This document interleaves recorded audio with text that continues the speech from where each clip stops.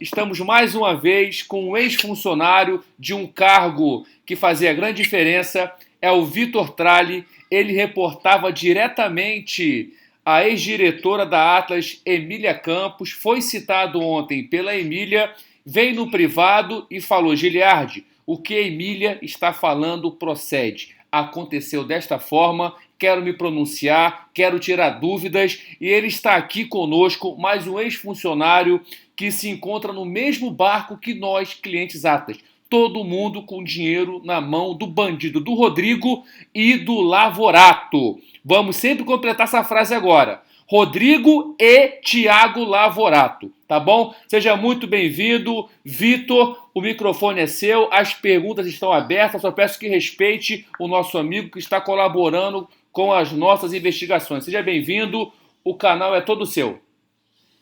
Obrigado, Giliardi. Primeiramente, boa tarde, pessoal. Fico aberto aí às dúvidas de vocês. Reforço que confirmo as informações ontem dadas pela Emília. Não conversei com ela entre o áudio dela e esse meu pronunciamento. Até para ela pode ter uma surpresa. Não quis eu, na verdade, procurá-la e dizer que eu ia conversar com você, até para que isso fique o mais transparente possível, e reforço o começo da minha apresentação. Tudo que a Emília disse ontem é verdade, eu confirmo. Vitor, aqui é o Rodrigo Castro, tudo bem? Inclusive eu que falei que você era o Vitor Tralli, já conhecia você aí lá pela Atlas, né? Deixa eu te perguntar, hoje você tem processo trabalhista contra a Atlas e ou Bitcoins presos na plataforma? Eu tenho. O processo já está ajuizado, Rodrigo. Assim como vocês, ex-funcionários também foram vítimas. Eu tenho processo trabalhista aberto. Salário de novembro não foi pago. Verbas rescisórias, fundo de garantia, 13º, todas as verbas trabalhistas foram pagos. E eu, como investidor, eu investi R$10 mil no Atlas. Legal. Deixa eu fazer outra pergunta. Quando você entrou como auditor interno, subordinado à área da Emília, você entendia os mecanismos de governança da Atlas? Conta um pouco como que eram os mecanismos de governança corporativa da Atlas lá. Relação conflito de interesses. A gente sabia alguma coisa, né? O Rodrigo Marques era o único dono. Agora, qual que era a permeabilidade da auditoria interna? Como que você conseguir exercer sua atividade do ponto de vista de transparência e acho que principalmente transparência e liberdade de atuação? Isso eu fiquei, até para esclarecer, não lembro se eu comentarei agora, eu fiquei 4 meses, Rodrigo, no Atlas Quantum, tá? 4 meses eu entrei em julho de 2019, sendo desligado naquele desligamento em massa, no começo do mês de novembro, tá? Então a gente está falando aí de 4 meses. De fato, sempre foi o Rodrigo Marques, o CEO, ele era atuante, tá? Ele estava todo dia, inclusive os dias em que eu estava no Atlas, ele estava lá, eu via, mas o meu status de reporte dos trabalhos em que eu fazia, as minhas atribuições na época como auditor, sempre foram reportadas para a Emília, tá? E ela que reportava os meus trabalhos. Mas eu reforço, quando você entra numa empresa normal, vamos dizer, tirar fora do Atlas, você faz um processo de onboarding, você passa por alguns treinamentos, é ministrado apresentações do departamento jurídico, do RH, o que é o Atlas, como que ele funciona, que sempre foi passado para a gente a arbitragem dos bitcoins. Então, eu até estar atuante mesmo, vamos considerar, já perdi meio mês. Então, onde eu pude atuar mesmo, Rodrigo, foi menos de 3 meses, tá? Porque quando houve o problema, não sei se isso é público, eu tenho certeza que é, na verdade, os funcionários também tiveram atrasos de salário e a gente não ia alguns dias trabalhar, porque nós tínhamos que literalmente tirar dinheiro do bolso para pagar a nossa condução e o nosso almoço. Então, logo na primeira ou segunda semana de outubro, eu fiquei muito tempo na minha casa. com os equipamentos do Atlas, fazendo home office da minha casa, porque eu não tinha recebido adiantamento, não tinha recebido vale, não tinha recebido ticket de refeição, não tinha recebido nada que custeasse a minha manutenção dentro daquele mês que eu trabalhava. Tá, deixa eu te perguntar.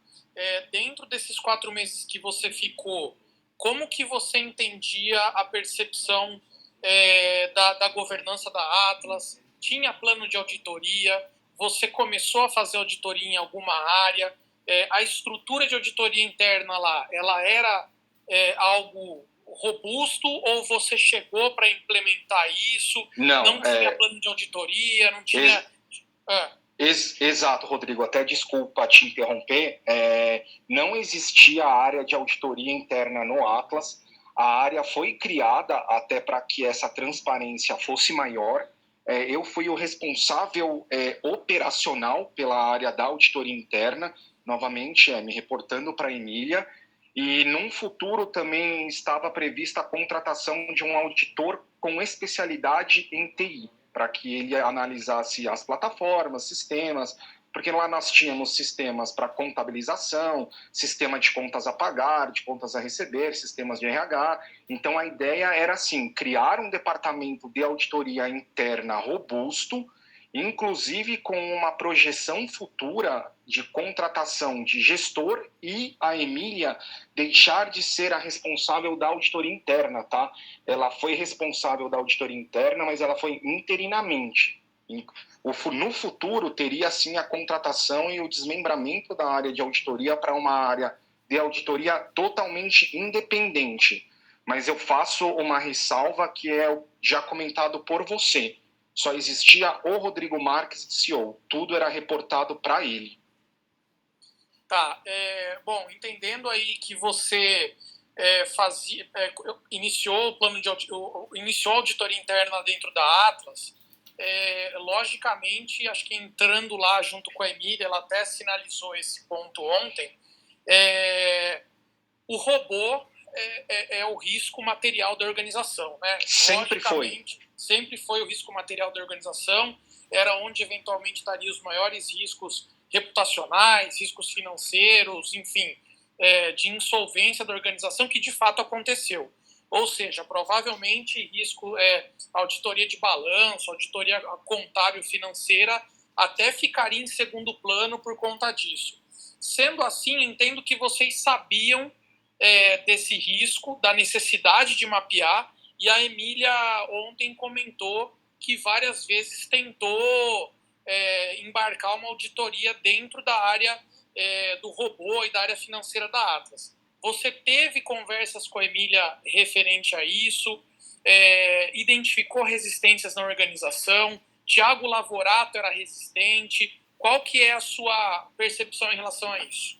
Tive conversa sim, Rodrigo. Inclusive, foi um dos motivos da minha entrada, na verdade, foi para que tivesse sido feita uma auditoria especificamente em cima dessa área de investimentos, onde, abre aspas, os BTCs estavam guardados, cuidados, para que justamente nós pudéssemos entender como que o robô funcionava, como que era o processo de arbitragem e como isso era rentabilizado. Só que toda vez, por isso que eu até comentei no começo da nossa reunião, e até desculpa ser repetitivo, por isso que eu reforço novamente que eu confirmo as informações da Emília.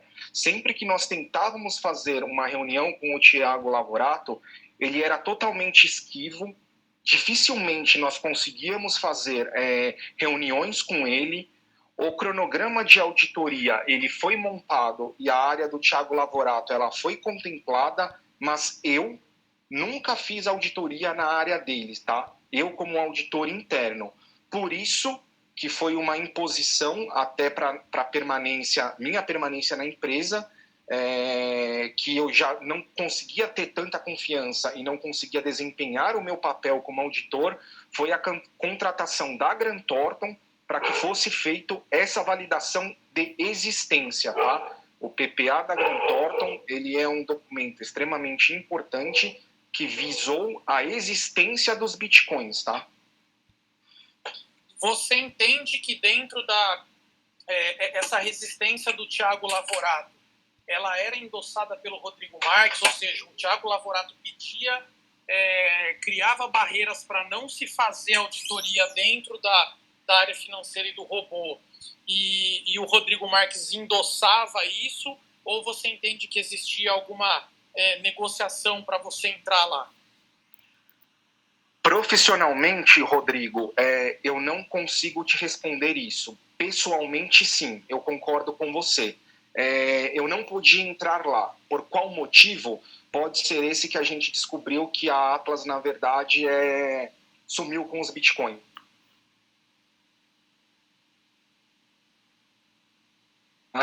Tinha resistência, sim. Não consegui desempenhar o meu papel como auditor para fazer auditoria nessa área de investimentos. Agora, se me permite até a minha percepção pessoal, eu concordo com você. Sim, algum motivo tinha para que eu não pudesse exercer o meu papel para que eu fui contratado. Tá, e aí, continuando na percepção pessoal, o Vitor, até porque você não conseguiu entrar dentro da área financeira, qual que é a sua conjectura, estando lá dentro, sendo da auditoria financeira, reportando para a Emília, tendo as conversas internas, tendo conhecimento de algumas informações, qual que foi a sua percepção pessoal? Porque do lado de fora a gente entende, fica o grande conflito de uma empresa que contratou auditoria interna, contratou uma diretora de riscos e compliance. Você acabou de dizer aqui que a empresa tinha objetivos de robustecer os mecanismos de governança, contratando um gerente de auditoria. A gente vê alguns documentos da Atlas pensando em expansão para outros mercados e, em detrimento de tudo isso, a gente vê uma fraude, uma potencial fraude que aconteceu. Ou seja, não fica muito claro para a gente o que de fato aconteceu, se foi culpa ou dolo, ou seja, se foi um erro de administração do Rodrigo Marques, sendo o único dono da Atlas, o cara simplesmente era um monopolista, ele tomava as decisões, por uma imaturidade gerencial ele pode ter cometido um erro grotesco lá e lesado todos os clientes, ou se foi uma má intenção mesmo e o cara decidiu fraudar. Queria uma opinião pessoal sua.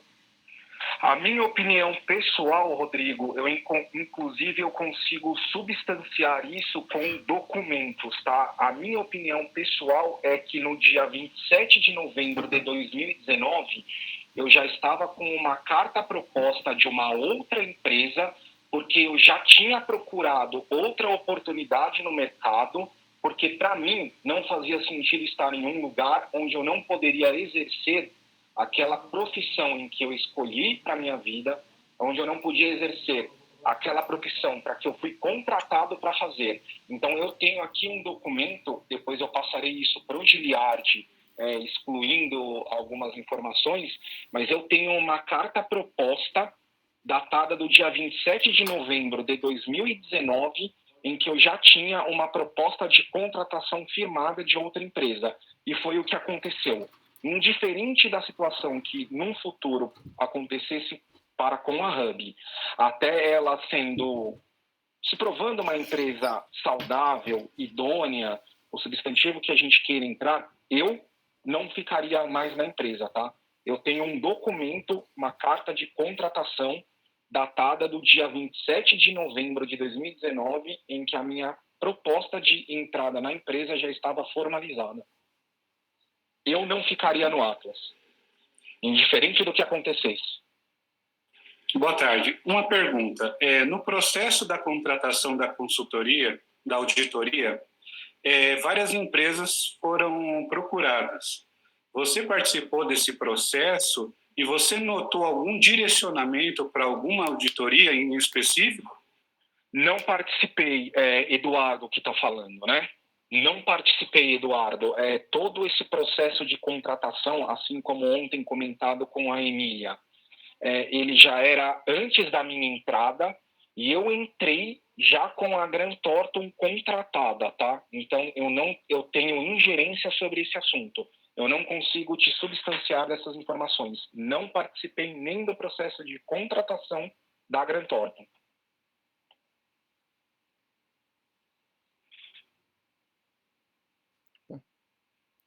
Alô? Fala, galera. É hora. Vitor, deixa eu te perguntar outra coisa. Claro. Você não participou do processo de contratação, mas entendo que você tinha ciência de como foi feito.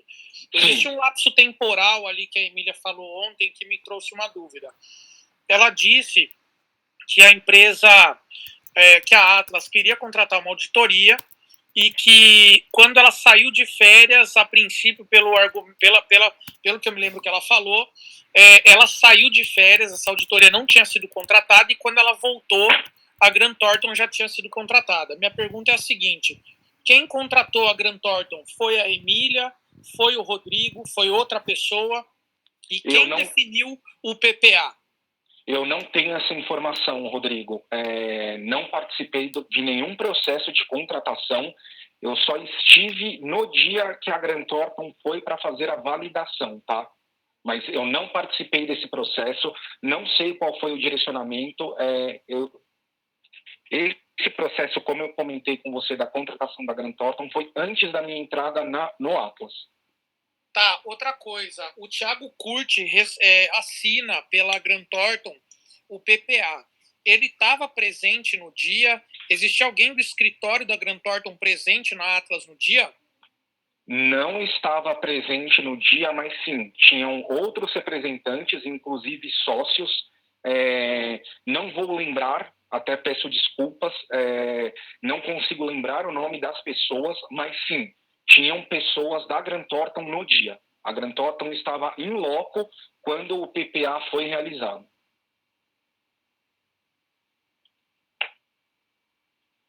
Ok, por enquanto eu estou sem perguntas. Só que eu acho que ele não respondeu a sua pergunta, Rodrigo. Qual é a opinião pessoal dele? A gente foi vítima realmente de uma fraude? O Rodrigo pegou os bitcoins e foi embora para casa? Qual é a sua impressão disso tudo? Você falou que você tinha um emprego e tal, mas você... Não vejo que você tenha respondido, Rodrigo. Desculpa quem está falando, eu estou pelo celular. O Sérgio. É o Sérgio. Então, eu vou aqui expressar a minha opinião pessoal, tá? O que acontece? De novo, eu também fui tão vítima quanto vocês, tanto que eu entrei com os processos para recuperar, primeiro, meus direitos trabalhistas e o meu dinheiro investido. Segundo, eu já tinha saído por minha vontade da empresa do Atlas, eu não ficaria no Atlas, já estava com uma carta proposta assinada. A minha opinião pessoal, tá? Acho sim que foi uma fraude. A minha opinião pessoal, sim, para mim foi uma fraude. Vamos excluir dessa equação que vocês estão falando com um ex-funcionário. Para mim, sim, foi uma fraude, porque nem verbas trabalhistas foram recebidas. Caramba, esqueci o nome, me perdoa.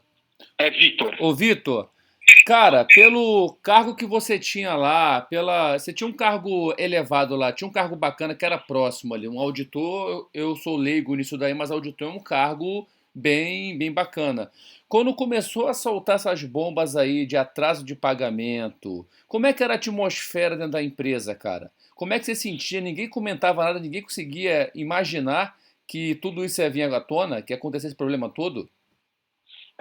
Vou falar novamente, Giliard, a minha percepção pessoal, tá? Naturalmente eu não posso comentar por ex-colegas meus, mas para mim, até desculpa o palavreado, era um clima de bosta, tá? Eu me sentia muito mal porque eu pedi desligamento da empresa que eu trabalhava antes de entrar no Atlas e entrei. Eu também me senti enganado. Como eu comentei, eu fui contratado para uma coisa em que eu estudei e me dediquei a minha vida inteira e eu não podia exercer. Novamente, eu vou te passar esse documento. Eu tenho uma carta que prova que eu, no dia 27 de novembro, já tinha oficialmente uma proposta assinada para que eu saísse do Atlas, e foi de fato o que eu fiz. Então, assim, até a conversa do desligamento em massa, eu fui desligado do Atlas nesse desligamento em massa, que era o dia em que tinha sido prometido que nós seríamos pagos. Cara, foi terrível. Eu nunca vivi uma situação dessa, de verdade. Eu tenho 35 anos, foi a primeira vez que eu vivi um negócio desse.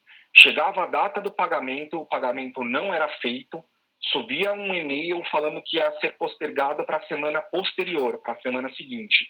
Chegava na semana seguinte, de novo, chegava um e-mail falando que ia ser adiado para a próxima semana. Quando chegou a data limite de pagamento, é um áudio que já foi divulgado em todas as redes sociais, o Rodrigo Marques fez um desligamento em massa de mais de 150 funcionários. Todos saíram sem receber verbas trabalhistas e nem salários. Então, foi uma surpresa para todo. Tinha aquela atmosfera já que estava dando merda, tinha aquela atmosfera. E qual era o comportamento dos diretores ali? A Emília citou que estava de férias nesse período todo aí, praticamente quando o bicho estava pegando, ela citou que estava de férias. O que você fala aí desses ex-diretores aí? Agora é muito nome, me ajuda a me lembrar, galera. Tem o Lavorato, que é um bandido, que a gente vai atrás desse cara. Esse cara estava muito na... Me fala um pouco, o que você via ali do Lavorato, que realmente é o braço direito do Rodrigo? O Thiago Lavorato, ele era o responsável pela área de investimentos, assim como eu comentei com o Rodrigo, ele era o responsável em fazer a custódia, quando eu falo, ele ser o responsável da área, tá? Ele cuidar, toda a parte dos BTCs era de incumbência do Thiago Lavorato. Eu tive pouquíssimo contato com ele, Giliardi, tanto que no dia do desligamento, o Thiago Lavorato não estava mais no Atlas. Na verdade, fazia muito tempo, desde quando saiu, inclusive, o PPA da Grant Thornton e depois veio o stop order da CVM, que eu não via mais fisicamente o Thiago Lavorato, porque dentro do prédio que era residido na Alameda Santos, 1827, o Atlas tinha mais de um andar, eram 3 andares, tá? Então, o Thiago Lavorato não ficava no mesmo andar em que eu ficava. Eu ouvia pouquíssimo, tá? Quase não ouvia, sendo bem sincero. Ô, Vitor, um ponto também, algumas pessoas punham até em dúvida se esse robô de fato existia. Você, trabalhando na Atlas, você sabia fisicamente aonde as pessoas que desenvolviam esse robô ficavam, aonde esse robô ele operava, em qual andar específico, em qual setor específico operava? Porque a gente chegava lá e entrava, a Atlas era muito grande. Tinham vários escritórios, salas de reunião, call center, e geralmente o que a gente via era uma estrutura de call center, as áreas de back-office, mas nunca via essa estrutura do robô. Você sabia onde que esse robô funcionava, operava? Olha, como eu comentei, eram 3 andares, tá? O Thiago Lavorato, se não me falha a memória, ele ficava no 17º andar do prédio situado na Alameda Santos. Então, eu entendo que estava lá. Por que eu estou te falando que eu entendo? Desculpa, eu não vi quem fez a pergunta. Não consigo... Rodrigo, legal. Não... Agora eu consigo direcionar a resposta, Rodrigo. Eu nunca vi o robô. Eu nunca tive acesso ao robô. A única vez que eu vi o robô, que na verdade eu não vi, foi quando foi o PPA da Grant Thornton, em que eu estava do lado do pessoal da Grant Thornton e naquela data, naquele horário, existia em posse do Atlas, seja nominal a pessoa física ou a pessoa jurídica, o que o PPA informou. Só isso que eu vi, Rodrigo. Não sei, honestamente, aonde ficava, não sei se era em São Paulo, nunca tive acesso. Novamente, eu não consegui fazer auditoria na área, nessa área específica do Thiago Lavorato. Rodrigo. Eu posso fazer uma pergunta também? Vai, faz aí que depois eu quero chamar. Antes que você vai fazer a pergunta, por favor, eu não posso citar o nome do amigo aqui, que é sigilo. O amigo que trabalhava nesse setor do Lavorato, se pudesse pronunciar aí e compartilhar também, seria um momento importante. Ter duas pessoas de cargos de alto escalão que o amigo está escutando. A pessoa que trabalhava diretamente para o Lavorato, ele está escutando aqui a conversa. Amigo, se você pudesse pronunciar, seria uma boa, tá bom? Agora continua com a pergunta. Giliardi, até desculpa a interrupção, cara, eu não tinha um cargo de alto escalão, tá? Muito pelo contrário, eu sempre tive uma função de subordinação, ou seja, eu era subordinado numa linha direta para a Emília, e a Emília que se reportava para o Rodrigo Marques, tá?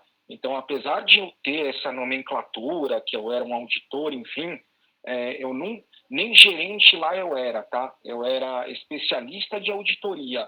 Então, tinha um efeito de um reporte, o qual eu me reportava para a Emília, tá? Só deixar isso bem claro. Não, a gente entende. Eu me refiro assim porque não era a pessoa que estava ali embaixo, que tem gente querendo matar atendente. Atendente, coitado, galera do telefone, misericórdia. Todo mundo ali pela carruagem.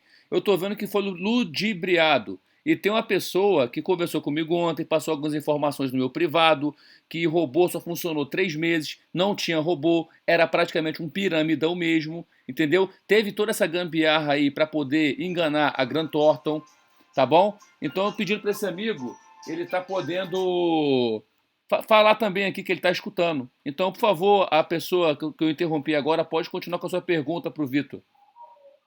Beleza, deixa eu fazer uma pergunta rapidinho aqui. Boa tarde, galera. Boa tarde, Vitor. Meu nome é Rafael. Eu não sei se tu já respondeu essa pergunta, que eu acabei entrando faz pouco tempo. Só para eu entender ali, você participou da auditoria, né, no dia, sei lá, e outros funcionários da Grant Thornton. E a minha pergunta é sobre isso, assim, deixa eu te perguntar. O Lavorato, ele entrou na corretora lá no dia, mostrou a wallet apenas? Ele não mostrou o histórico de depósito? Quando é que entraram esses 15 mil bitcoins, o dólar, enfim? Não checaram o saldo das transações, o histórico? Rafael, né? Isso. Boa tarde, Rafael. Não foi olhado movimentação, tá? Foi olhado a posição que tinha dos bitcoins. Depois foi simulado não, foi feito a pedido da Grant Thornton uma operação de baixíssimo valor, que essa informação, inclusive,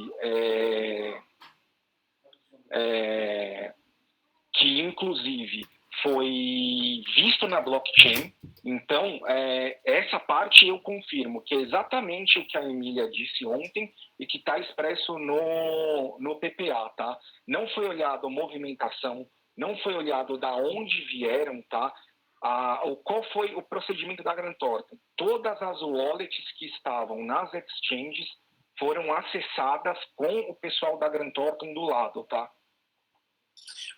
Vitor, Rodrigo novamente. Você, como conhecedor dessa área, você não achou extremamente estranho não se ver o histórico da carteira, das transações? Porque quando você vai comprar qualquer coisa, você quer saber o histórico daquela movimentação, daquele empreendimento ou alguma coisa que seja. E outra coisa, você conhece quem era o responsável de TI da Atlas? Quem era o cara que cuidava da parte de tecnologia?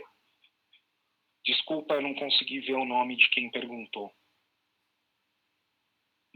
Eduardo. O Eduardo. Não conhecia a pessoa responsável pelo TI. E sim, me causou estranheza não ter sido mostrado o histórico de movimentação, tá? Aí é onde que entra o detalhamento do que é o PPA e para que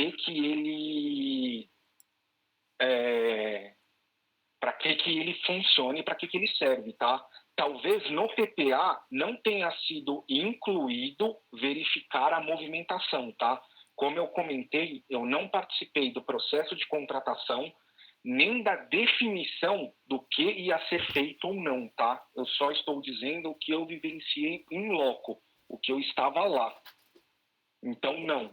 Eu não participei desse processo, não sei o que foi acordado ou combinado para ser olhado, e sim, me causou estranheza, tá? Aqui, novamente, eu estou imprimindo, além da minha opinião profissional, a minha opinião pessoal, tá? Ô, Vitor, só continuando ali. Ele entrou na corretora com o login dele, com a conta dele, aparecia lá Atlas, Lavorato, Rodrigo. Olha, o Rafael, né? Eu marquei pela voz. Rafael, foi feito sim. Imagina você entrar no seu banco e você verificar qual que é o seu extrato bancário hoje. O procedimento foi esse, tá? Só que não houve compartilhamento de tela. A tela depois foi mostrada para todos que estavam na sala. Houve sim a necessidade de entrar numa exchange onde os bitcoins existiam. E como que funcionava isso? Via e-mail, e todas também tinham o duplo fator de autenticação, tá? Até por questão de segurança. Então, sim, naquele momento, eu também, novamente, até desculpa ficar sendo repetitivo, mas eu vou bater nessa tecla diversas vezes, tá?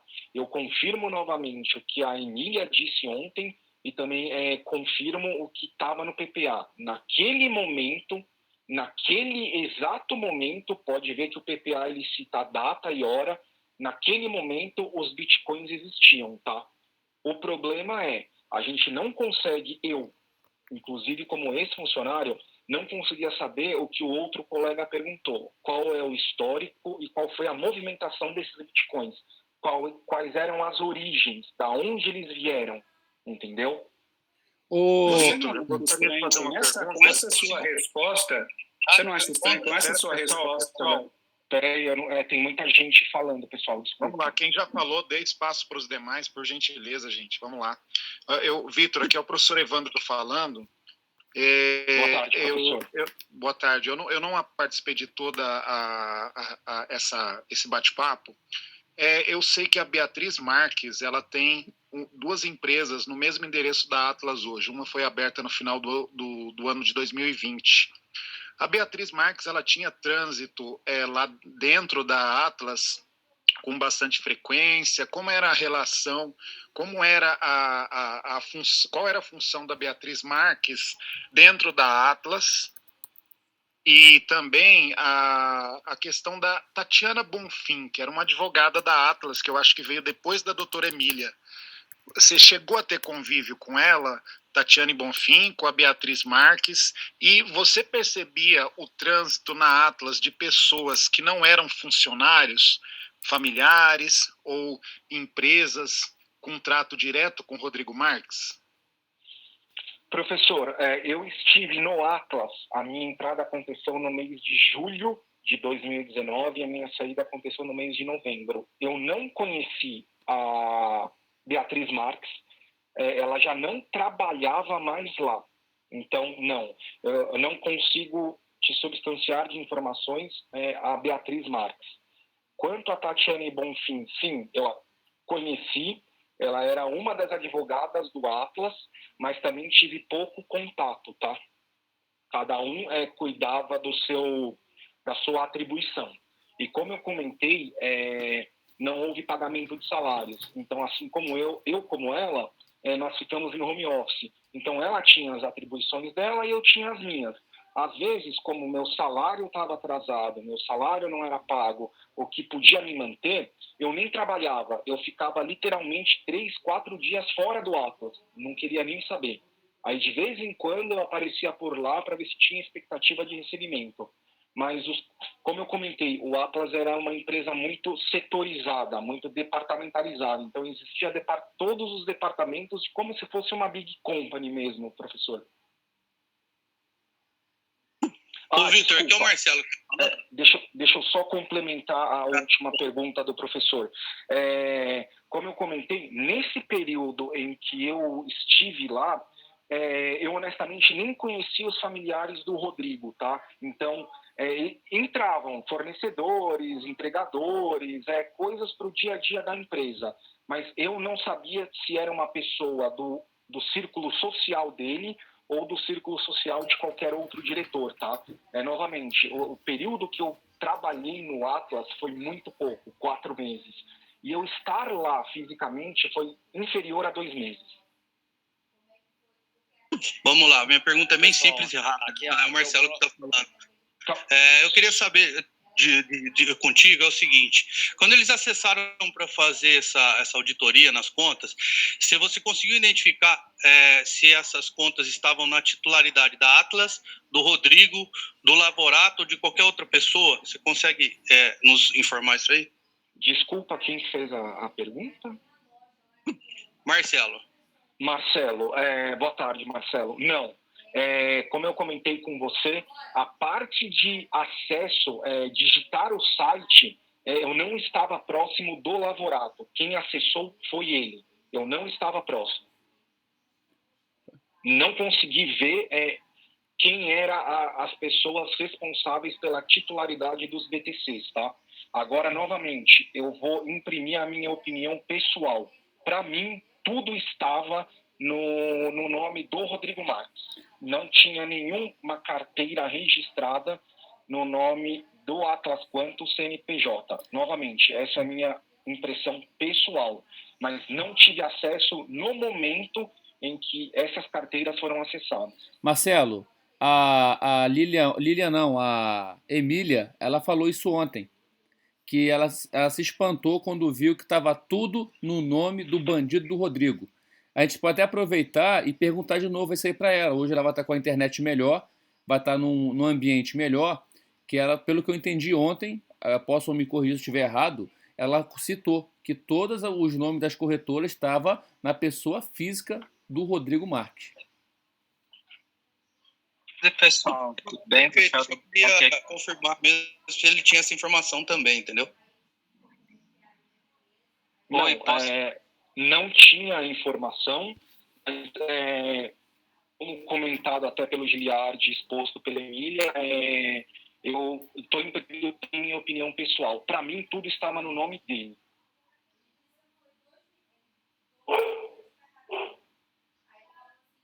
Alô? Pessoal? Perfeito. Próxima pergunta aí, pessoal. Alô? Alô? Oi, eu estou ouvindo. Vocês me ouvem?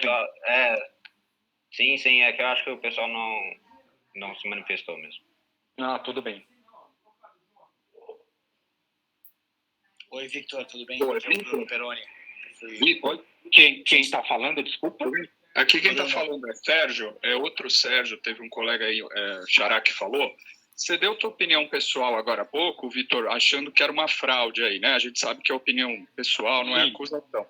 Mas rola uma história aí que houve perda dos bitcoins e depois disso o robô não funcionou mais. Então, se a Grant Thornton atestou os 15 mil bitcoins depois disso, significa então que ou ele arrumou novos bitcoins ou esse roubo não existiu. O que você acha? Ou fraudaram na hora de mostrar para Grant Thornton? Eu vou mais por essa linha, Sérgio. Novamente, a minha opinião pessoal aqui, porque profissional, isso que eu já comentei com vocês, onde eu participei como um mero espectador do PPA da Grant Thornton. Cara, de novo, por isso que eu falo e repito que o PPA ele é um documento importantíssimo e também é importante para que a gente saiba qual é a função dele, tá? Ele é um documento que ele atesta literalmente uma foto. Você está batendo uma foto desse momento. Então, naquele momento, Sérgio, houve a verificação dos bitcoins. Suponhamos que 5 minutos depois, esses bitcoins eles foram dissolvidos em outras carteiras, foram mencionados em outras exchanges, que não aquelas que a Grant Thornton atestou. Isso, eu estando lá, e até nem a Grant Thornton, a gente não consegue avaliar. Por quê? Porque a validação foi uma verificação de uma foto. Foi atestado aquilo naquele momento. Entendi. O objetivo da minha pergunta é o seguinte, porque se existia 15 mil bitcoins de verdade naquele momento, e pode ser que o roubo anterior não existiu, ou se existiu, de alguma maneira recuperaram o dinheiro, ou pediram emprestado, não sei se alguém seria louco de emprestar só para esse procedimento uma quantidade tão grande, mas isso tem a ver com a nossa possibilidade de recuperação, né?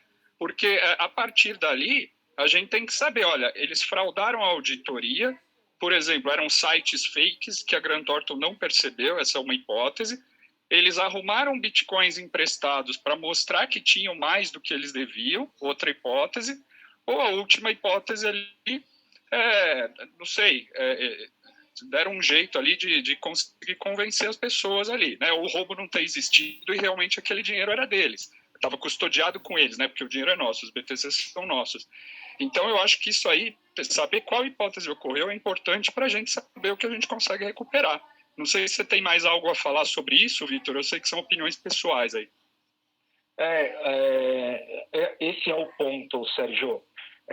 Eu concordo com você que, novamente, são especulações, tá? Naquele momento existiu. O que foi feito 5 minutos depois que o pessoal da Grant Thornton saiu fisicamente do prédio do Atlas, apertou o botão para chamar o elevador, eu não sei o que aconteceu. A Grant Thornton não sabe o que aconteceu. Nós, clientes, porque, novamente, apesar de eu ser um ex-funcionário, eu também fui um cliente lesado, que tive Bitcoin investido lá, estão presos, eu não sei o que aconteceu. Então, são essas teorias, Sérgio. São essas teorias e essas especulações. De fato, será que foi mesmo um problema de QIC nas exchanges? Será que o robô de arbitragem, na verdade, nunca existiu? Era tradeado na mão. Houve trades em que perdeu-se os bitcoins. Só que no momento do PPA da Grant Thornton, o Rodrigo conseguiu alguém que emprestasse aqueles bitcoins para que logo depois, no período da tarde, 5 minutos que a Grant Thornton saiu do prédio, e isso foi dizimado para outras carteiras, não sei, Sérgio. Honestamente falando, tá? Não sei. Entendi, Vitor. Obrigado aí. Vou só dar uma sugestão para o Giliard aí, que tem outros contatos, até ele falou que tem um contato lá que passou no privado da história do roubo. Eu acho que é interessante a gente tentar apurar se houve roubo antes ou não aí, para tentar fechar essa história aí. Porque, assim, emprestar bitcoins, na boa, eu acho que ninguém seria louco, né? Alguém teria que ter mandado para o Rodrigo aí milhares de bitcoins, centenas, não sei, para compensar esse saldo que ele não tinha.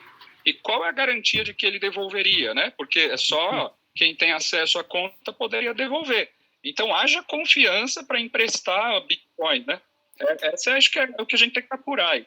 Sérgio, eu não duvido não, cara, que esse bandido tenha feito essa estratégia. Tanto que é muito familiar com o que o Cláudio fez lá no GBB, quando foi um auditor da empresa para poder averiguar se tinha realmente 7 mil bitcoins. Entendeu? Infelizmente, o Rodrigo Marques, quem ia dizer que essa novela toda iria acontecer? Porque o Rodrigo Marques, possivelmente ali, sendo o dono da Atlas Quantum, todo mundo ali na Atlas ganhava 15 mil, 10 mil, todo mundo tinha um salário absurdo. Isso aí a gente escuta, algumas pessoas estão citando sempre isso. O cara liga ali, pô, tudo bem, amigo? Eu tô precisando fazer uma operação tal, eu tô travado, meu Bitcoin tá guardando uma... Eu tô em mercado, eu tô numa operação travada, manda para mim X Bitcoin aí, que depois eu te mando um percentual de mais. Você não acha que possivelmente também, Sérgio, isso não aconteceu? Rodrigo Marques era o Rodrigo Marques, pô, era o brabão. Eu boto muita fé nisso, cara, que esse vagabundo aí, igual que o rapaz tá falando agora aí, o Vitor, a partir do momento que a Grant Thornton apertou o botão do elevador, todo mundo devolveu, o cara ficou quieto ali. Eu quero muito que o amigo que trabalhava no setor de trader, no setor do lavorato, que ele venha poder falar. Eu sei que muitas pessoas não têm essa facilidade, que a gente tem de estar conversando aqui, tem vergonha, tem timidez, mas como é só questão de áudio e a pessoa vai estar se apresentando até por um fake aqui no Telegram, ele não vai estar se expondo. Eu não consigo entender o medo. Até que perguntar para você, Vitor, o porquê esse medo que as pessoas têm de trazer informações sobre a Atlas. O que tem? Por que esse receio? Olha, Giliard, novamente eu vou falar por mim, tá? Não vou falar pelos colegas. Eu sei que muitas vezes nós somos questionados, alguém acha que eu, por exemplo, por ser um auditor, eu sabia de tudo, eu estava envolvido. Então, é um mix de vergonha, é um mix da pessoa ser acusada injustamente de uma coisa que ela não fez, é um mix de ser apontado, sendo que nós somos tão vítimas quanto os clientes, como vocês, eu vou falar por mim. Eu demorei muito tempo, porque isso, cara, me fez um mal extremo, de verdade. Eu tive brigas familiares, eu tive brigas com a minha esposa, desestruturou totalmente o meu orçamento familiar. Eu fiquei hoje abrindo até em valores entre as minhas verbas rescisórias e os meus bitcoins presos, eu tenho quase 50 mil reais, 40 e pouquinho para receber do Atlas. Então é assim, é um mix de vergonha, é um mix de ser acusado, assim como por isso que eu comentei que eu entendo o posicionamento de vocês, mas não em qualquer empresa do mundo existem hierarquias, existem departamentos. Nós funcionários, nós seguimos ordens. Ah, mas por que você não saiu? Pô, eu precisava do salário para pagar minhas contas, eu precisava do salário para viver. Eu pedi as contas do lugar que eu trabalhava para poder entrar no Atlas. Então, é muito complexo e muito delicado falar por que as pessoas não se expõem. Cara, de verdade, me fez muito mal. Ontem, ouvindo o áudio da Emília, eu ouvi o áudio do Bruno Peroni, eu não sei qual o julgamento que vocês têm das pessoas, tá? Aqui, de novo, eu vou pedir uma licença para que vocês desconsiderem que eu sou um funcionário. A minha opinião pessoal, tá? Eu acho que também são vítimas, os dois. Eu fui vítima, os funcionários foram vítimas. Eu faço até uma analogia para outros casos que aconteceram de fraude, como, por exemplo, na Odebrecht, no grupo EBX do Eike Batista. Tudo foi manipulado pelo alto escalão, diretor-presidente. Então, os funcionários são tão vítimas quantos, cara. Então, para ser mais objetivo na sua pergunta, eu acho que é uma vergonha, cara. Eu demorei muito tempo para me recuperar disso, recuperar psicologicamente mesmo, falando isso para vocês. Perdão. Consegui uma recolocação no mercado de trabalho, mas eu temi eu ser apontado porque ser questionado se eu tivesse algum tipo de participação. Como que o mercado ia enxergar um funcionário como eu, entendeu? Então, as pessoas elas preferem omitir e literalmente enterrar, porque é um passado negro na vida de todos os funcionários. Hoje, raramente, não sei quais são os contatos que você ou que algumas pessoas participantes aqui do seu grupo têm com outros ex-funcionários, mas, cara, é um passado terrível. É uma mancha dizer que eu fiz parte do Atlas. Demorou muito tempo para eu me recuperar disso. Muito. Sim, o Bruno, e aproveitando esse seu desabafo, eu preciso que você... Eu sei que existe algum grupo de ex-funcionário, né? Você deve ter participado de algum grupo. Existe? Cara, antigamente existia, Giliardi. Aí foi contratado um advogado, não tem o nome, eu entrei com o meu advogado, tá? Para fazer uma ação coletiva. Isso até no Jus Brasil vocês conseguem verificar o advogado que cuida dessas causas. Mas existiu sim um grupo de ex-funcionário. Porque a gente quer trazer essas pessoas para o nosso lado. A gente entende. Eu gostei muito ontem que o Bruno Peroni se pronunciou. Eu achei isso aí sujeito homem, de mostrar que realmente o Rodrigo... Eu tô aqui, pessoal. Você vai avisar que eu tô aqui, né, ouvindo também. Como vai, Bruno? Tudo bem, Vitor? Tudo bem, Vitor? Chegou a interagir lá. Já sim. Eu tô aqui ouvindo porque eu fiquei bem curioso de ouvir a sua participação aqui. Show, Bruno, seja bem-vindo. Igual eu estava falando aqui, complementando, eu achei muito bacana a sua posição de mostrar, cara, eu não tô do lado do bandido. Eu também tô sofrendo, a minha família tá sofrendo. A gente ficava meio chateado com você, Bruno, porque não faltou isso de você, de chegar aqui pra galera e falar, gente, eu tô fudido igual vocês. Faltou isso. Que na nossa concepção, você era mais um laranja do Bruno que tava usando a nossa grana para poder usufruir da sua forma. A Emília largou o aço. Cara, eu fiquei apaixonado pela forma que a Emília se expressou. Hoje, a gente vai ter um segundo tempo com a Emília hoje. Ela está hoje com a estrutura de telefone, ela está com a estrutura melhor para estar conversando com a gente hoje. Falta isso da galera do alto escalão da Atlas. Ontem, o Bruno, a gente conseguiu identificar um grande alvo, que é o desgraçado do Thiago Lavorato. Lavorato. Cara, esse cara tava de boa, sossegadão, sendo que ele é um alvo. Ele, como a Emília passou, eu acho que a Emília falou muito bem de você ontem, Bruno, que teve realmente. Seria até bom você poder se pronunciar também agora, se tiver com tempo aí, e tá falando se realmente que tanto ela quanto você, quando identificavam ali as merdas que estavam acontecendo ali, quando ela chamou uma auditora, uma mulher para fiscalizar o trabalho do Rodrigo, o Rodrigo no dia seguinte mandou ela embora. Isso foi lá no momento mais crítico, né? Um pouco antes da nossa saída. Então, na verdade, o que aconteceu ali foi que a Emília estava de férias. Isso foi muito ruim, porque querendo ou não, a Emília tinha muita voz com o Rodrigo. E a voz que eu tinha era limitada, ele estava claramente me enrolando. Né? Enfim, eu não consegui fazer muita pressão sozinho, né? Então, quando a Emília voltou de férias, né, e eu fiquei falando, ela contou um pouco dessa história, fiquei enchendo o saco dela nas férias, porque a situação começou a atrasar os saques e eu tava me sentindo assim, enrolado. E quando ela chegou, aí a gente aumentou a pressão, inclusive teve né,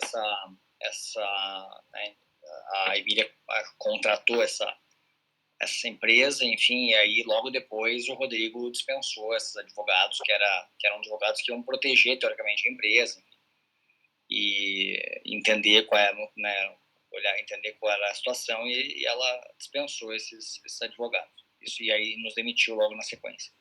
Eu estou deixando bem claro para todo mundo, para Bruno, para você, como você era um diretor do alto escalão, você em contactar quem você realmente, olha só, se você não tem o diretor tal, eu não lembro do nome, é muito nome italiano, eu não vou lembrar, entendeu? O diretor tal, o diretor não sei o quê, se você realmente não tem o que temer, tem um grupo de clientes que procuram entender e estão procurando o real bandido. De verdade, gente. Eu vou estar indo para São Paulo, vou passar uma semana em São Paulo, eu vou pegar esse remeleco com o professor, eu vou com meus amigos com carro de som, eu estou andando com segurança armado, porque realmente eu estou um alvo, eu passo tudo isso e sei com quem eu estou me mexendo, eu não me envolvo com vagabundo, o único vagabundo que tem na minha vida agora se chama Rodrigo Marques e esse Lavorato. Eu vou estar indo para São Bernardo do Campo, eu vou estar correndo atrás. E vai ter muita gente comigo, porque não adianta, Bruno, não adianta, Vitor, a gente só reclamar no Telegram, achar que a justiça vai ceder, que não tá acontecendo nada, cara. A gente fica muito puto, Bruno, com ex-diretores no seu patamar, no patamar da Emília, eu não vou lembrar o nome, a galera pode me ajudar, por favor, a lembrar os nomes aí. Qual é a posição desses diretores? Por que esses caras não se pronunciam? A vergonha, o temor... Muita gente tá ferrado, igual o Vitor. O Vitor tá na merda. Tem muita gente que tá numa situação fodida, em plena pandemia, milionários com dinheiro preso, com um bandido passeando pra lá e pra cá.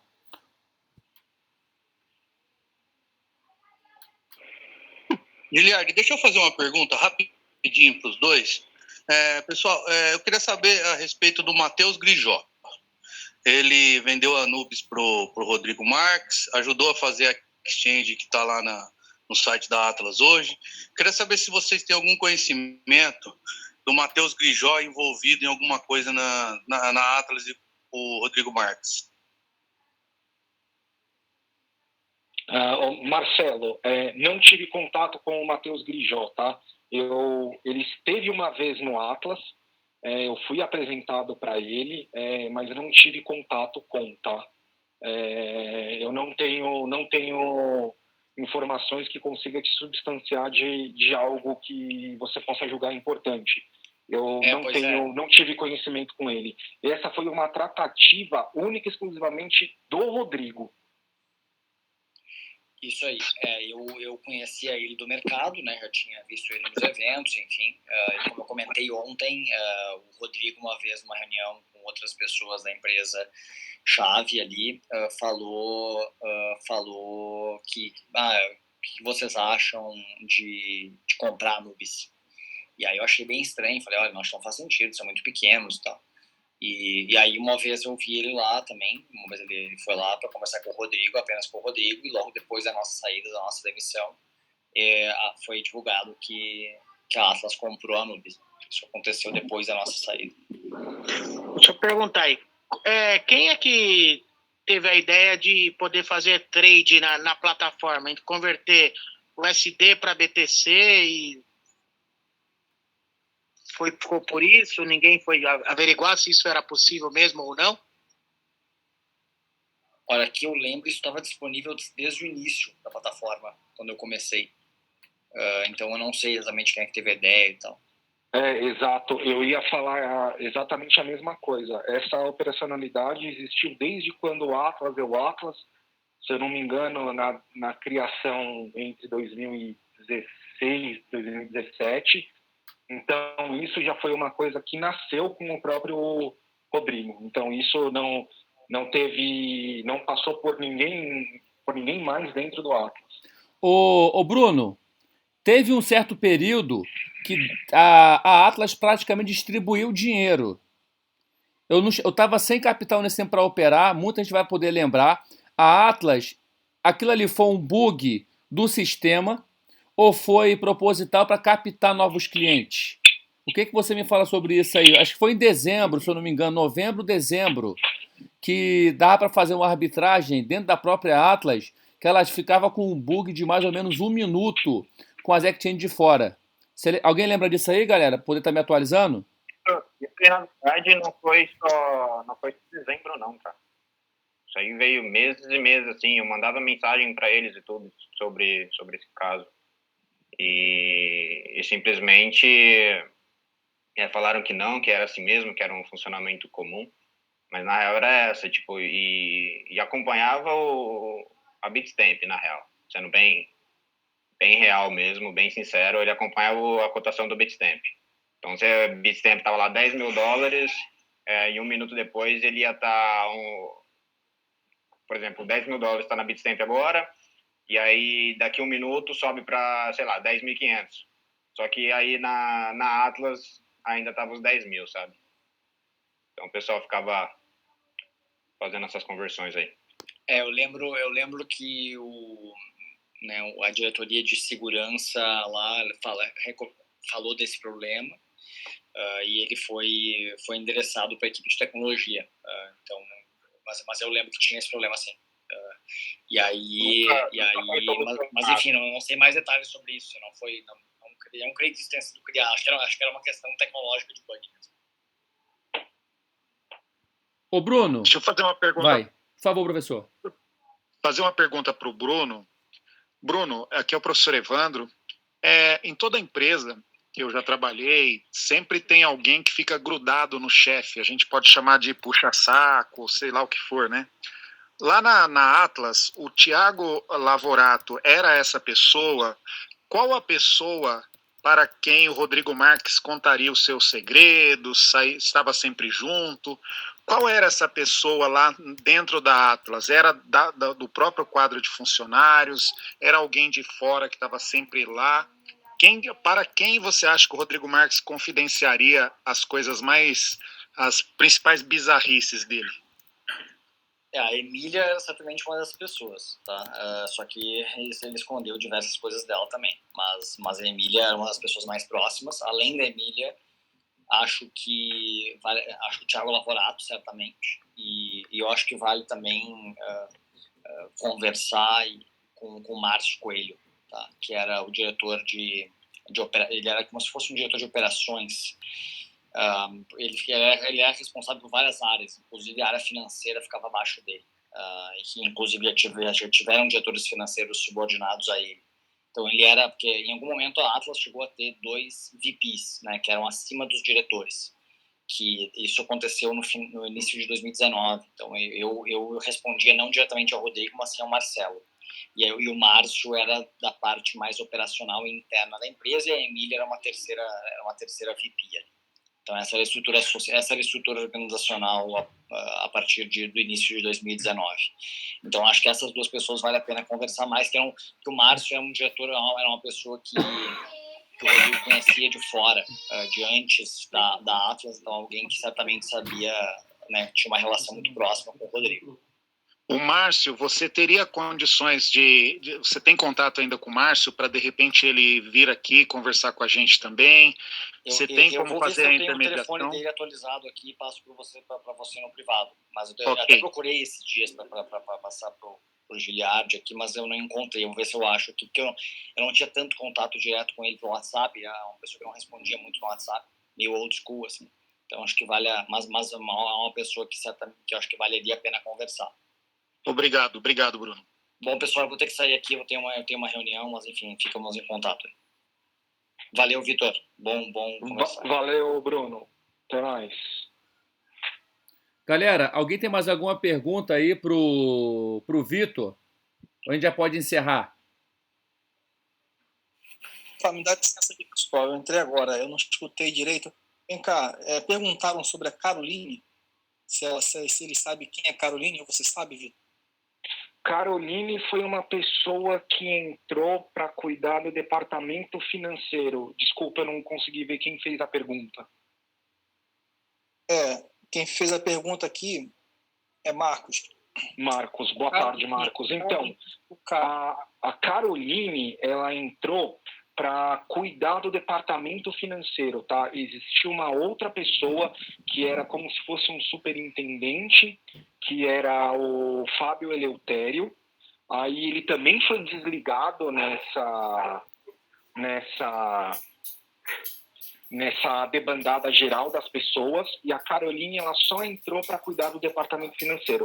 Tive pouquíssimo contato com ela, já estava nessa crise em que os salários não eram pagos e eu já não estava indo mais pessoalmente para a empresa, mas ela foi a pessoa que entrou para cuidar do departamento financeiro, contas a pagar, contas a receber, organizar o caixa da empresa na época. Beleza, agora vamos lá. Você sabe me dizer quem é que fazia, quem é que distribuía os pagamentos de rendimentos ou de saque? Quem é que fazia isso? Cara, tudo, você está falando dos bitcoins, certo? Rendimento, saque, enfim, tudo isso era com o Thiago Lavorato. Tudo, por exemplo, vamos lá. Teve até esse assunto ontem com a Emília. Vamos lá.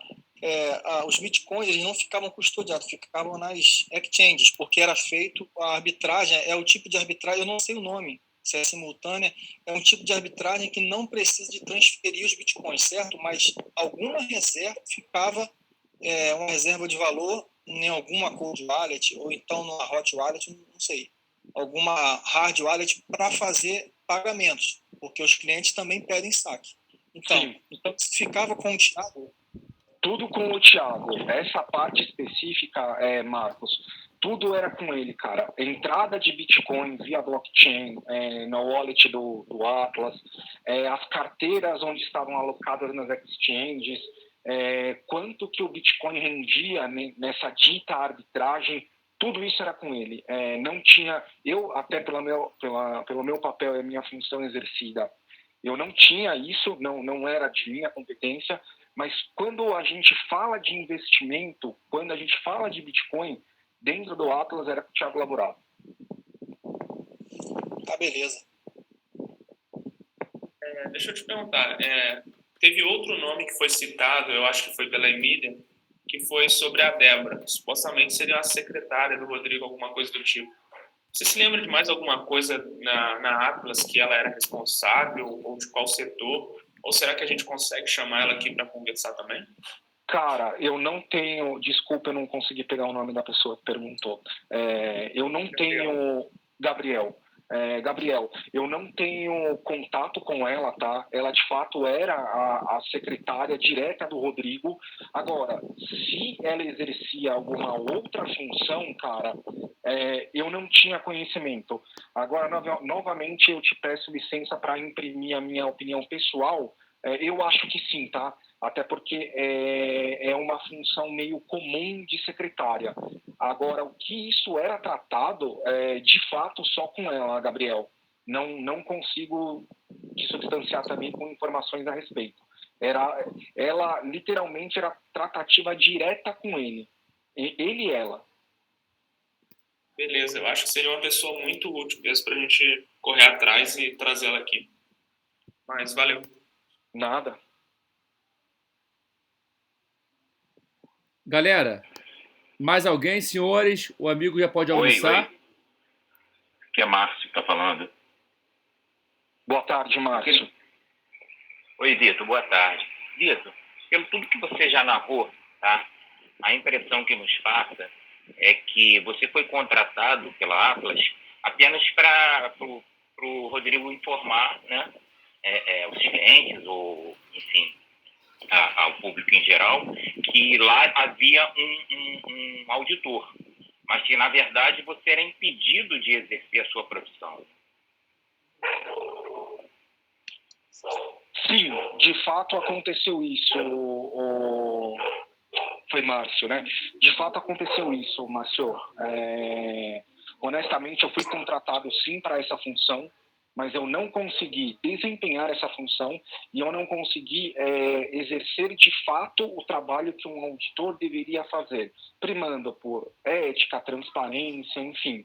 Então, a minha contratação, no meu processo de contratação, me foi dito isso, e quando eu cheguei lá, não foi o que eu encontrei, não foi o que eu me deparei, até por esse motivo que eu já tinha procurado outras coisas no mercado e a minha tomada de decisão era não ficar mais no Atlas. Isso já estava acertado. Entendi. E essa contratação, ela foi feita diretamente através do Rodrigo Marques ou a Emília? Não. Aí entra todo o processo de contratação mesmo. Como eu comentei, o Atlas ele era bem setorizado, tá? Eu fiz entrevista primeiro com uma pessoa do RH, depois eu falei com o gerente do RH, fiz alguns testes simples e, por fim, eu tive uma conversa na época com a Emília. Aí, juntando tudo isso, sendo aprovado nos critérios que eles julgavam interessantes para a contratação de uma pessoa, aí sim, mas não. Eu participei de um processo normal. Era um processo... O Atlas, até... Repito novamente, né, até desculpa a redundância, era uma empresa muito bem departamentalizada, era muito bem setorizado. Então, eles pediram meus documentos, imagino que deviam ter feito análise em cima do meu CPF, se eu tinha alguma passagem criminal, coisas desse tipo. Aí me passaram alguns testes, algumas fichas de preenchimento, aí eu fiz uma entrevista presencial com uma pessoa do RH, depois eu fiz com uma outra pessoa do mesmo RH, uma gerente de RH. Por fim, eu fiz uma entrevista com a Emília. Então, era tudo muito bem escalonado, sabe? Era um processo de uma big company. Era um processo normal de contratação de pessoa. O meu processo se deu assim. Recebi a minha carta de contratação por e-mail, esperaram que eu respondesse essa carta para, de fato, entrar na empresa. Então, foi um processo de uma empresa normal, Márcio. Entendi. Ok. Olá, Vitor, é o Marcos novamente. Só uma pergunta, mano. Claro. Você ainda tem contato com, nem que seja virtual, com os ex-diretores, com os funcionários ainda? Você tem? Não tenho, Marcos. Honestamente, tenho o Bruno Peroni no meu LinkedIn, tenho a Emília no meu LinkedIn e alguns ex-funcionários do Atlas no meu LinkedIn. Mas, assim, são ciclos, né? Se existe uma coisa que nos une, essa coisa hoje não existe mais. Então, cara, tanto a vida para mim seguiu, como para essas pessoas. Mas diretores é aquilo que eu comentei, tá? Eu sou contato da Emília no LinkedIn, mas o meu contato com ela é extremamente profissional, tá? Tanto que o LinkedIn é uma rede voltada para isso, sem querer entrar no mérito ou não. Mas não tenho contato com o outro diretor citado pelo Bruno, não tenho contato, obviamente, nenhum com antigos donos, o Fabrício Sanfelice, não o conheci pessoalmente, nunca o vi. Quando eu entrei no Atlas, ele já não era mais um dos sócios do Atlas, o Atlas só era capitaneado pelo Rodrigo. Eu tive contato com o contador do Atlas, que antigamente o contador era terceirizado, mas aí foi tratativa de, vamos fechar a contabilidade, só isso. Hoje, Marcos, não tenho contato com nenhum diretor do Atlas. Certo. E como é que vocês ficam sabendo das notícias do caso Atlas? Vocês acompanham por onde? Cara, que nem... o quê? Desculpa, não entendi sua pergunta. Não, vocês ficam atentos aí às notícias. Você ficou sabendo das notícias da Atlas, né? Vocês acompanham por onde? Então, eu já participava aqui do grupo faz tempo, tá? Além disso, eu tenho mais outros grupos no Telegram do Atlas. Eu estou num grupo chamado Atlas Quantum. Eu estou nesse Atlas Quantum Ações Judiciais. Eu tenho um outro Mercado Bit Atlas. Eu tenho um outro Atlas Quantum A Verdade. Tenho um outro Atlas Quantum e Anubis. Então, quando eu falei, Marcos, desde o começo, cara, eu, tá? Sou tão vítima quanto vocês. Além de ter o meu investimento, eu tenho minhas verbas trabalhistas. Cara, até, desculpa novamente voltar nesse assunto, foi um período terrível para mim. Eu não tive dinheiro, cara, por quase 3 meses. Não entrou um puto no meu bolso, até desculpa a expressão. Então eu vivi 3 meses aí numa merda, até você entrar na empresa nova, receber salário, enfim. Cara, eu acompanho por rede social, hoje principalmente pelo Telegram. Eu tenho, de Atlas Quantum, eu tenho 6 grupos com esse nome. E aqui no grupo do Giliard, eu já participava faz tempo, cara. Ah, tá. Então, eu quero te perguntar o seguinte, se você tivesse contato com eles, né? Como é que tá o sentimento deles aí? O que eles estão sentindo? Estão sentindo pressionado pelo quê? Tem alguém batendo na porta deles? Ou é simplesmente pelo fato da gente estar fazendo aqui essas ações? Porque para depois de 2 anos eles começarem a se mexer agora, cara, qual o sentimento? Eu vou ser muito sincero, tá? Até repetindo o que eu já tinha comentado. Foi um mix de sentimento, principalmente vergonha, frustração, enfim. Comentei isso para o Giliard e respondo que o trabalho que ele está fazendo com o professor Evandro, que ele está fazendo com todas essas pessoas que estão apoiando ele, é sensacional. Vocês conseguiram fazer um buraco. Vocês, inclusive, eu comentei isso para o Giliard no particular com ele, vocês me encorajaram a aparecer, porque, de fato, eu ainda me senti a vergonha da situação. O Atlas, ele correu o risco de estragar a minha carreira, que eu consegui com muito esforço, muito suor. Vocês me encorajaram, tanto que vocês conseguiram numa mesma sequência, o Bruno, a Emília e eu, e vocês já viram que a gente agora está com esse caminho aberto com vocês. Tomo até a liberdade de falar pela Emília e pelo Bruno, e que nossa ideia é com certeza ajudar vocês, porque nós somos vítimas também, assim como vocês estão ouvindo de mim. O Bruno comentou que ele tem ação trabalhista, a Emília comentou que a Emília também tem ação trabalhista. Então eu acho, novamente, a minha impressão pessoal, que o trabalho que vocês fizeram é espetacular, e isso de fato acabou encorajando a gente, tá? Eu não consigo, novamente, falar pelos meus ex-colegas, não consigo falar pelos diretores, até porque eu não tenho contato com eles, mas, de fato, o trabalho que vocês estão fazendo aí, capitaneado pelo Giliard, de fato, até nos ajuda a entrar nesse caso com vocês. De novo, além de eu ter sido investidor, cara, eu sou ex-funcionário, eu tenho verba trabalhista, cara, é direito.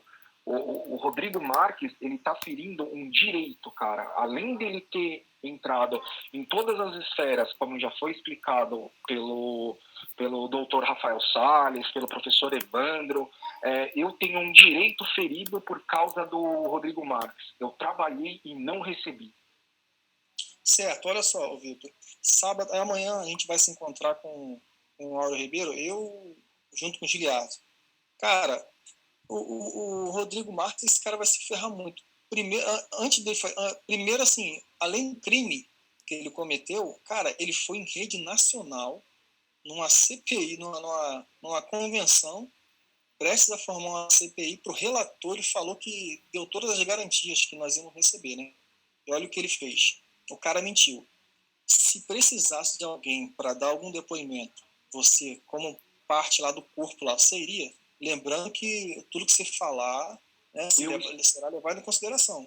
Eu falo aqui, que bom que você tocou nesse assunto, eu inclusive comentei com o Giliardi. Sim, eu me coloco à disposição de vocês como, primeiro, cliente lesado e, segundo, ex-funcionário Atlas, tá? Eu me coloco, assim como a Emília participou lá da reunião, lá na CPI, inclusive, eu me coloco à disposição de vocês, sim, porque eu fui lesado pelo Rodrigo e ele teve um direito meu que ele feriu. Eu trabalhei e não recebi por. Então, eu me coloco à disposição, sim. Eu sempre fui pautado, até pela profissão que eu exerço, por ética. Meus pais me ensinaram isso desde criança. Até desculpa esse desabafo aí, abrir o coração para vocês. Mas, cara, eu nunca tive problema nenhum com polícia, nunca tomei nada do que é meu. Eu não quero prejudicar ninguém, não quero prejudicar as pessoas. Nunca prejudiquei ninguém na minha vida, mesmo que vocês não me conheçam. E, novamente, pelo trabalho que vocês estão fazendo, pelo trabalho que o Giliardi capitaneou isso, eu me coloco à disposição de vocês. Não, beleza. Agora, lembrando, cara, que essa CPI, que se for sendo aberta, né, pelo Áureo, cara, o carro-chefe dessa CPI acho que vai ser a Atlas Quantum. Não tem outra. Sim. O carro-chefe vai ser isso. E, pelo jeito, vai ter a cariação. Vai ter a cariação. Né? Sim. Não fazendo o papel do advogado do diabo, mas assim, ele também vai ter a versão dele, o Rodrigo Marques. Ele vai dar uma versão. E, provavelmente vai ter muita contradição nisso aí. Tem muita contradição. Não, eu já comentei isso no começo, Márcio, né? Ou Marcos, desculpa. Eu já comentei isso no começo, Marcos. Eu não tenho nada para esconder. Eu consigo provar que os meus trabalhos eles não foram feitos, até pelo tempo em que eu exerci dentro do Atlas. Eu fiquei somente 4 meses, sendo fisicamente menos de 2. Então, dentro do que eu passei, do que eu vivi, sim, eu me coloco à disposição de vocês. Não tenho medo de acariação do Rodrigo. Vitor, rapidinho, olha só, uma dúvida. Você já falou, né, o Thiago Lavorato liberava o saque. Agora, quando a gente fazia o pedido do saque, demorava 24 horas para liberar. Por que demorava isso aí? Porque eles sacavam o deck change? Era isso? Ou não? Esperava o Thiago ter tempo para liberar de uma a uma, liberando, tirando da carteira deles? Aqui novamente vai 2 situações, tá? A minha visão profissional de quem esteve lá. Eu não participei desse processo, tá, Marcos? Eu não consegui fazer a auditoria dessa parte dessas exchanges, então eu não consigo te responder, tá? Agora, a minha impressão pessoal, eu acho que o trade era manual, o processo era manual, é a minha opinião pessoal. Ah, sim, beleza. Ok. Oi, boa tarde. Eu tenho uma pergunta. Tu tinha mencionado, meu nome é Rafael, desculpa. Tu tinha mencionado anteriormente que a Atlas é um setor, ela funcionava de maneira bastante setorizada. Eu gostaria de saber se tu tem conhecimento de um setor específico de desenvolvimento ou que trabalhava na manutenção do bot.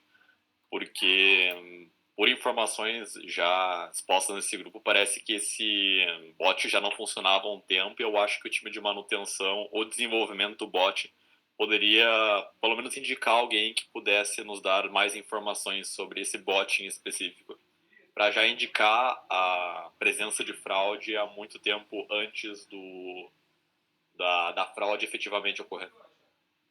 Boa tarde, Rafael.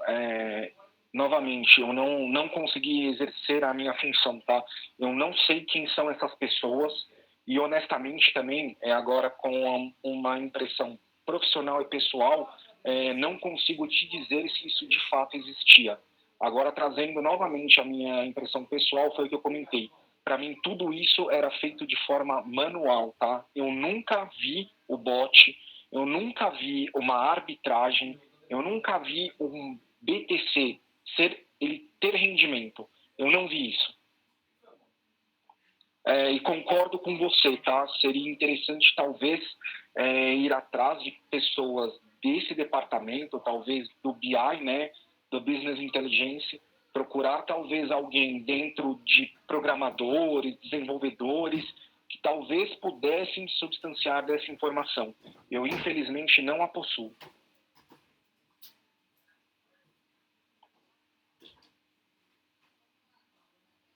Alô? Era isso mesmo, muito obrigado. Combinado, que ficou mudo. Ô, Vitor, é Christian que está falando, tem uma pergunta. Como vai, Christian? Boa tarde. Vitor, por acaso você viu, comentou com alguém lá, de ter algum político aí dentro que passou algum nome, alguma coisa que falaram nesse sentido, alguma figura assim, com nome aí dentro da Atlas, sabe? Que tinha que tratar diferenciado, que tinha que fazer alguma coisa ou algo especial para essa pessoa. Principalmente políticos. Chegou a ver alguma coisa, ou falar com alguém sobre isso? Não, Christian, não vi, não conversei a respeito, tá? O que eu sei, o que eu sei foi, inclusive, o que foi vinculado nas mídias, que um dos nossos clientes era o Arthur Duval, né? O Mamãe Falei. De político, que eu sei, era a única pessoa, tá? Mas, de novo, eu também não tive acesso à carteira de cliente do Atlas. Eu não sabia que o Rafael era meu cliente, não sabia que o Christian era meu cliente, não sabia que o Vitor era meu cliente, não tive acesso a essa carteira de cliente, tá? Entendi. E outra coisa, em relação à CVM ali, eles receberam notificação antes do stop order, né? De parar ali naquele, não foi imediato, eles deviam estar sabendo já desse assunto, né? Não, até me permita fazer uma correção, a CVM, na verdade, ela instaurou um processo e nós fomos entregando as documentações que por ela eram pedidas, tá? Aí, de repente, quando veio o stop order, é parada imediata. Esse assunto específico, ele foi capitaneado pela Emília, tá? Então, até agora, como já existe um acordo com ela às 18 horas, que eu também participarei, vou te pedir a gentileza de direcionar essa pergunta para ela, tá? Porque essa linha temporal entre a primeira notificação, aí depois ser substanciada a CVM de documentações e, de fato, vir o stop order, foi um trabalho direcionado 100% pela Emília, até porque ela também era a responsável jurídica do Atlas. Entendi. Então, eu teria que ver com ela para ver como é que foi. Última pergunta. Em relação, você falou a contabilidade da empresa ali, né? Isso. Você tratava os assuntos da contabilidade com o pessoal, com o contador da empresa ou não? Não. Existia um departamento de controladoria que era formado por pessoas de contabilidade, mas o nosso escritório contábil, ele era terceirizado, tá? Então, de fato, existia uma pessoa, o sobrenome dele é Almerito, ele é o contador, mas ele só era o contador, tá? Era um contador terceirizado que nem dentro do Atlas ficava, ele não ficava fisicamente lá dentro, tá? Certo, e você teria contato com essa pessoa no teu relacionamento ou não? Hoje não tenho, tá? Tive só quando fui funcionário do Atlas. Hoje eu não tenho. Para ser muito sincero, desde quando eu saí do Atlas, nunca mais falei com ele, tá? Foi um relacionamento totalmente profissional e falava muito pouco com ele. Tá, só a última perguntinha. E assim, ó, em relação à contabilidade, você achava que a Atlas cuidava desse assunto com importância, ou ele não lhe dava muito, não dava muita bola para esse setor? O que tu via lá dentro? Era cuidado, sim, inclusive com fechamento de contabilidade, pagamento de impostos, mas a contabilização das empresas no Brasil, tá? Como tinha esse projeto de expansão aí, eu não sei se foram abertas outras empresas, não sei como funcionou essa contabilização de outras empresas, mas dentro do Brasil, o Christian, sempre foi feito certo, cara, inclusive com pagamento de imposto. Então, isso é importante desculpa. Saber. Isso é importante. Muito bom. Para mim tá feito, Vitor. Tá? Obrigado aí pelas respostas, acho que ajudou a esclarecer algumas dúvidas minhas. Tá? Christian, excelente pergunta, viu, Christian? Vou aproveitar, desculpa, Vitor, você falou em Almerito, eu não posso deixar de perguntar. Nós checamos que o Almerito ele teve mais de 40 empresas no nome dele, algumas empresas de crédito consignado, coisas assim, no nome dele e outras ligações. Você poderia só falar um pouquinho mais sobre a relação do Almerito com o Rodrigo Marques e com a Atlas? Eu não consigo, professor, dizer sobre o relacionamento dele com o Rodrigo Marques, tá? Ele era o contador, só isso. Ele só era o responsável em assinar, colocar a numeração do CRC e entregar guias, impostos, fazer a contabilidade, fazer, quando eu falo, ser o responsável por ela. Essa informação de que ele tem N empresas abertas no nome, nunca, não sabia disso, nunca, na verdade, teve qualquer tipo de interferência no meu trabalho e, honestamente, para o trabalho que ele fazia dentro do Atlas, não vinha ao caso, porque ele só era o contador, ele só assinava, porque tinha um departamento específico de controladoria. Viu? Só rapidinho aqui, porque essa questão de contabilidade é importante, porque deveria ter algum registro dessa movimentação desse dinheiro, Bitcoin, dinheiro que era depositado lá, tinha que ser registrado isso em algum lugar, né? Eles não podiam estar totalmente a par de tudo lá. Ter uma contabilidade paralela e deixar uma contabilidade só da parte da comissão da Atlas, né? Então, se tivesse acesso a isso, ou a gente pudesse conversar com alguém, como é que era feito esses registros, com certeza tem histórico disso registrado, né? Se caso um dia a gente precisar, nós vamos pegar onde é que está isso, né? Aí eu digo com certeza, Christian, que o Almerito consegue substanciar vocês dessas informações, tá? Não sei se hoje ele tem qualquer tipo de backup, se ele tem qualquer tipo de documentação a respeito disso, nem sei se hoje ele trabalha com contabilidade, mas na época ele era o responsável por nossa contabilidade, tá? Eu vi que vocês já tinham comentado dele.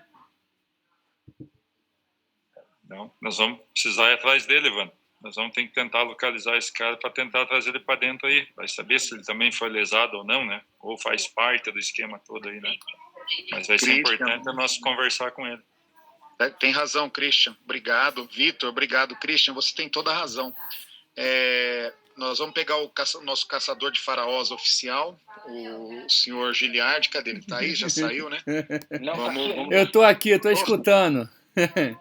O nosso caçador de faraós, sem dúvida, a nossa inteligência aí, né, secreta, vai atrás. Obrigado, Christian. Obrigado, Vitor. Eu que agradeço. Boa tarde. Opa, fala aí, meu guerreiro, que falou por último aí. Seja muito bem-vindo, campeão. Fala, Diago, tudo bem? Tu tá afim de, poder falar alguma coisa hoje? Sim, falo sim. Então, galera, eu posso se apresentar ou não? Não, eu me apresento, pode ficar tranquilo. Então, professor Evandro Teruel, atenção todo mundo. Esse cara que vai falar é uma pessoa diferenciada do setor que todo mundo tem interesse. Prestem atenção. Primeiro eu quero encerrar, agradecer com o Vitor. Vitor, muito obrigado por disponibilizar do seu tempo, tá bom? Muito obrigado, Vitor. Senhores, quem vai falar agora é um cara monstruoso do setor.